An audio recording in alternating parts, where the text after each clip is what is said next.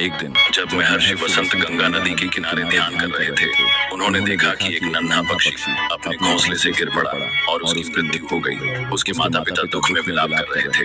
यह दृश्य देखकर महर्षि वसंत का हृदय द्रवित हो गया। उन्हें अपने पुत्र की मृत्यु का स्मरण हो आया और उनकी आंखें भर आईं। उसी समय पास के एक वृक्ष पर बैठा एक उल्लू और एक कौवा यह दृश्य देख रहे थे। उल्लू ने कौवे से कहा, देखो यह छोटा पक्षी भी मर गया और उसके माता पिता रो रहे हैं, लेकिन रोने से क्या होगा? जीवन और मृत्यु का चक्र तो अनंत है। कौवा बोला, तुम ठीक कह रहे हो, लेकिन देखो ये महर्षि वसंत कितने विचलित हो गए हैं। क्या ये भी अब तक इस सत्य को पूरी तरह समझ नहीं पाए? कौवा और उल्लू महर्षि वसंत के पास गए और बोले, हे महात्मा, आपने अपना पूरा जीवन ज्ञान की खोज में बिता दिया, फिर भी एक नन्हे पक्षी की मृत्यु से इतना व्यथित हो गए। क्या आपको अब भी यह नहीं समझ आया कि जीवन मात्र एक माया है? महर्षि वसंत ने गहरी सांस ली और बोले, तुम्हारी बात सत्य है, परंतु जब किसी अपने का निधन होता है तो केवल ज्ञान से उस पीड़ा को